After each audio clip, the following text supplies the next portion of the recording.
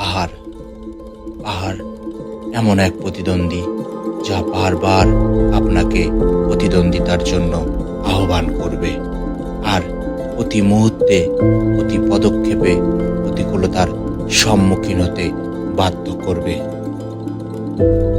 আর আমি এমন এক ব্যক্তিত্ব যে বারংবার পাহাড়ে ফিরে আসি এই সমস্ত নদী, ঝর্ণা এবং মেঘ নামক প্রতিকূলতার বুক চিরে অবলীলায় নিজের অভীষ্ট লক্ষ্যের দিকে এগিয়ে যাওয়ার জন্য এবং নিজের মধ্যে লুকিয়ে থাকা যে অন্তর্নিহিত সত্তা রয়েছে তার খোঁজের জন্য।